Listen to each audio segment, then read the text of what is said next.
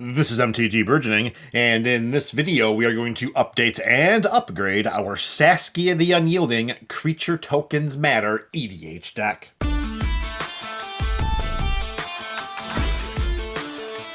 Thank you for joining us for another installment of the Up and Up series. Today we have Saskia the Unyielding. We've got 4 cards going in. That means 4 cards are coming out. But before doing so, let me take a moment to remind you that in the description of this video are links to this build's deck tech, the up-to-the-minute deck list, and the video primer series. Alright, Saskia the Unyielding Creature Tokens Matter deck. The first new card going into the 99. It is Fountain Port. What a fantastic card for token decks. This is going to make Saskia's life so much easier. We can turn this bad boy sideways for a colorless mana. We can pay 2 generic mana and tap it and sacrifice a token in order to draw a card, which we can do a lot of times in this build. We can pay 3 generic mana, tap it, pay 1 life to create a 1/1 blue fish creature token. And then we can pay 4 generic mana and tap it to create a treasure token. A great deal of versatility is needed on a non-basic lane that cannot generate much colored mana, particularly in builds when we're running 4 colors. Fountain Port checks all those boxes, and even if we needed to do so, we can definitely create that treasure token. It is costly at 4 generic mana, but it is an option available to us. With Fountain Port going into the 99, of course, it's going to replace a land, and that land is Gavany Township. Here we have a land that taps for a colorless mana, or we can pay 2 in Selesnya colors, which is a green and a white, to put a +1/+1 counter on each creature we control. I don't have any ill will towards Gavany Township. It is a little slow in a non-+1/+1 dedicated deck. This is not one of those builds. Do we have some +1/+1 synergies? Yeah, there's a couple of them in there, but by no means would we hang our hats on having a +1/+1 counter theme. More than anything, it came down to an overall mana investment. Now, to get those +1/+1 counters, we need 4 mana and to tap Gavany Township. That's 5 total lands if we're not using any treasures or any abilities of our creatures to create mana. So that's 4 lands we're tapping, or some of our mana rocks in order to get those +1/+1 counters. I think that the reduced activation costs of Fountain Port will get much greater use throughout a game, or throughout many rounds of turns if we get it onto our side of the battlefield early in the game, than we would with Gavany Township. Now, if this were a +1/+1 dedicated build with Doubling Season and Anointed Procession, oh wait, do we have those cards in this deck? I think not. Anointed Procession, they have nothing to do with +1/+1 counters, but you know what I'm saying. If we leaned more into the Selesnya of the +1/+1 theme, then we would definitely leave Gavany Township in. That's not what this build is focused on. We're focused more on the actual token interaction, and 5 mana for +1/+1 counter on each creature token. It's a little slow for what we're trying to do. So Gavany Township out. Saskia allows Fountain Port to come in. All right, card number 2 going into the Saskia update, and it is Balin the Haymaker. Is there any better token-specific creature that's been created in 2024 that's better than Balin? I don't think there is. We are going to have so much fun with this card in this build. It's a 4/3 legendary Rabbit Warrior for Naya colors. That's a red, a green, and a white. And look at all of these abilities that we get to utilize. We can tap 2 untapped tokens we control to add 1 mana of any color, so we have mana fixing. We can tap 3 untapped tokens we control to draw a card. We can tap 4 untapped tokens we control to put 3 +1/+1 counters on Balin. It gains trample until end of turn. More often than not, we're not going to tap those creatures to put those counters onto Balin, although with enough of them, I'm sure we can get Balin big enough to one-shot an opponent. More than anything else, Balin is getting jammed into the 99 of this build for its mana fixing, mana generation, and its card draw abilities. And note, the tokens themselves do not gain the abilities. It's not one of those things like Cryptolith, right, where it says creatures you control have tap, add 1 mana of any color. So that means that the turn that the tokens come into our side of the battlefield, even without haste, we can tap them to activate Balin's abilities. Absolutely game-breaking, this Naya Rabbit.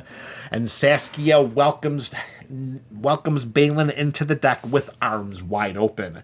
With Balin making a triumphant entrance into the 99, something's got to come out, and that's going to be Paradise Lost. Now, if you are a longtime fan of MTG Burgeoning here, you know that this was his favorite card from Unfinity. I still love Paradise Lost. It's a fantastic card. I use it in a lot of decks. I love this card.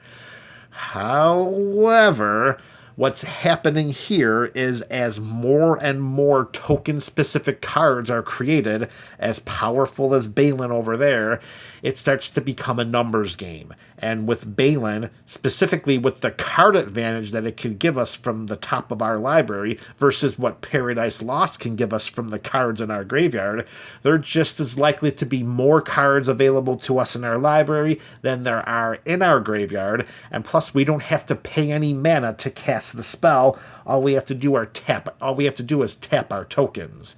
So in this regard, Paradise Lost, still one of my favorite cards. It just yields to a much better card advantage option, which is Balin the Haymaker. Plus, with Balin, we can use it multiple times. With Paradise Lost, we get one shot and a lucky roll of the dice. Alright, Saskia, third card going in this video. It is... Alright, this one's going to be a tricky one now. I don't usually try to include a one card in and of itself to an island in a deck that's trying to search for overall synergy. So this one's going to be in here on, let's say, a probationary basis. We have a star trampling rabbit for green and white mana. Its power and toughness are each equal to the number of creatures we control. My thought process is this.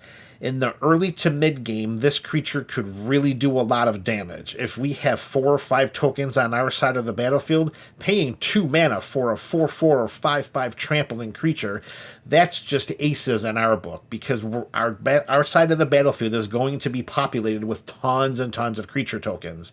And to get something that has star trample for just the investment of 2 colored mana in green and white, I think that's a risk we have to try to take that risk, and we're going to see how the Burrow-Guard Mentor is going to work. And if it doesn't, well, we've got an ongoing series here that takes cards out and throws new cards in. If we have to return and take this Rabbit Soldier out in another episode of the Up and Up series, then we will do that. With that card going in, which has the potential to one-shot an opponent, it's going to be replacing 3 visits. Now, this is one of those situations where we are taking a small weakening of one of the strengths of this deck in order to accommodate a potential win condition.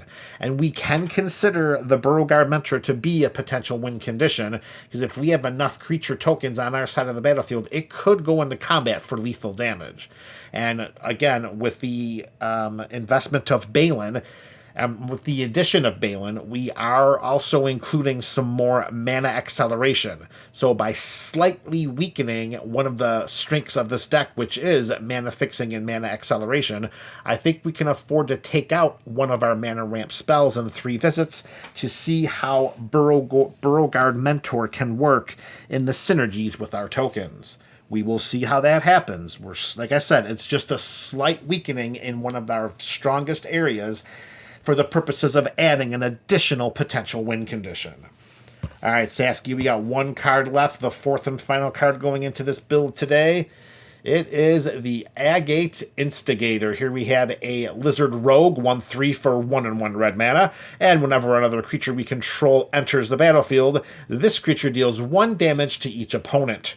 In addition, it has the Offspring mechanic, which is 1 and a red cost here, which means we may pay an additional 1 and a red as we cast the spell, and if we do, then when this creature enters, we create a 1/1 token copy of it. So if we do invest the 4 mana, we're going to get 2 copies of Agate Instigator, although the copy is just going to be a 1/1. We're not really worried about the power and toughness of this creature. We're much more concerned about the block of text under the Offspring mechanic reminder text. And that is, whenever a creature we control enters the battlefield, this creature deals 1 damage to each opponent. That is Impact Tremors, that is Perforos halved by 50%, but if we invest the offspring cost, it's going to be 2 points from 2 creatures. And note that this does not say whenever a non-token creature. So that's why it's going to have such an impactful spot in this Saskia deck. We cast this, we pay the offspring cost, we get 2 of them, we cast one of our burst creature token spells that maybe it puts 10 creature tokens onto our side of the battlefield. Suddenly each opponent's taken 20. It's only going to be a matter of time until we win that game. With Agate Instigator going into the 99, we're going to take a stance similar to what we did with the Beauregard Mentor going in and replacing 3 visits. We slightly weakened the mana acceleration and mana ramp portion of our deck, and when we put Agate Instigator into the 99, we're going to slightly weaken the removal side of the removal theme of our deck by taking out Generous Gift. We have a good amount of removal in this build. Losing 1 spell for the potential win condition of Agate's Instigator, it just makes too much sense to take that risk. Again, mana ramp, mana acceleration, and removal are components of the deck that are strong.